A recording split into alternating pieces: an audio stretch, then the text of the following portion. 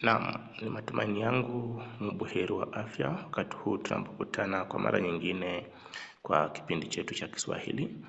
Na leo hii ningependa tukaweze kuangazia sehemu ya uandishi gredi ya 9, na hasa tupitie kazi ambayo wanafunzi wa mwaka uliopita waliweza kuangazia katika mtihani wao. Hapo inafaa kaweze kueleza maana ya msamiati uliotumika katika methali hiyo.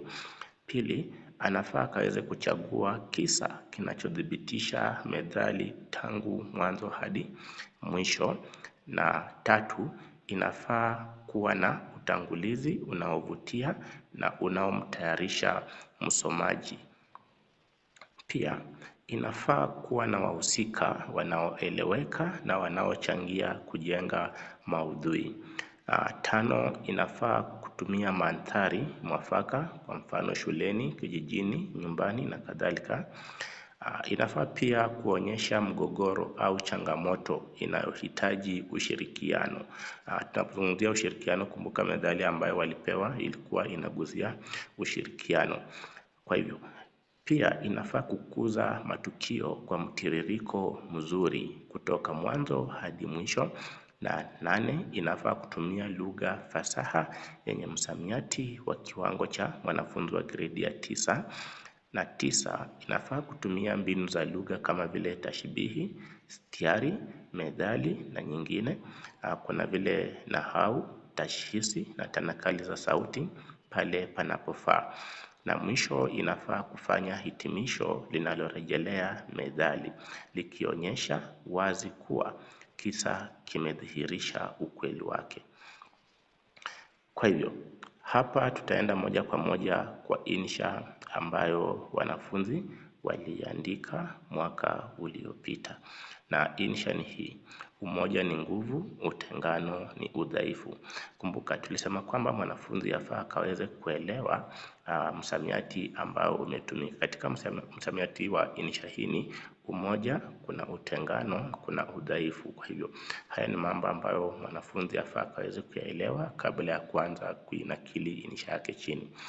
Kwa hivyo tutaanza hivi: jua lilikuwa likichomoza taratibu nyuma ya vilima vya kijiji cha Upendo, huku ndege wakipiga nyimbo zao za asubuhi. Wanafunzi wa shule ya msingi Amani walikuwa na shauku kubwa ya kushiriki mashindano ya sayansi yaliyokuwa yamepangwa kufanyika mwishoni mwa muhula. Kila mmoja alitamani shule yao iwe bingwa, lakini hawakujua kuwa mafanikio yao yangetegemea kitu kimoja muhimu kuliko vyote: umoja. Mwalimu mkuu aliwachagua wanafunzi 6 kuunda kifaa cha kuvuna maji ya mvua. Badala ya kushirikiana, kila mmoja alitaka mawazo yake yakubalike. Kulizuka mabishano makali yaliyowafanya wengine wajitenge.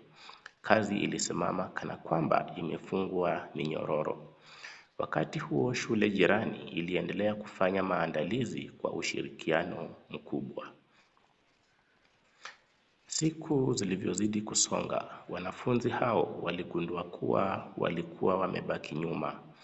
Walihuzunika sana. Asha, aliyekuwa mmoja wao, aliwakumbusha wenzake methali isemayo, kidole kimoja hakivunji chawa. Maneno hayo yaliwagusa mioyo yao kama mvua inavyoiburudisha ardhi iliyokauka. Waliamua kuacha ubinafsi na kuanza kushirikiana. Kuanzia siku hiyo, kila mwanafunzi alipewa jukumu lake. Wengine walichora ramani ya kifaa, wengine wakakusanya vifaa, huku wengine wakifanya majaribio. Walifanya kazi bega kwa bega, wakihimizana kila walipokutana na changamoto. Ushirikiano wao ulikuwa kama nyuzi za kamba zilizosokotwa pamoja. Kila uzi uliongeza uimara wa kamba nzima. Hatimaye siku ya mashindano ilifika. Washindani kutoka shule mbalimbali waliwasilisha kazi zao mbele ya majaji. Wanafunzi wa shule ya Amani waliwasilisha kifaa chao kwa ujasiri na umahiri. kilifanya kazi ipasavyo na kuwavutia majaji pamoja na watazamaji. Ukumbi mzima ulilipuka kwa makofi yaliyovuma kama radi. Baada ya kutangazwa washindi, shule ya Amani ilitwaa nafasi ya kwanza. Furaha ilitamalaki kila mahali. Wanafunzi walikumbatiana huku baadhi yao wakitokwa na machozi ya furaha. Walitambua kuwa ushindi huo haukutokana na akili ya mtu mmoja bali juhudi za kila mshiriki. Waliporudi shuleni, mwalimu mkuu aliwapongeza kwa kusema kuwa walikuwa wamejifunza somo kubwa kuliko hata ushindi wenyewe.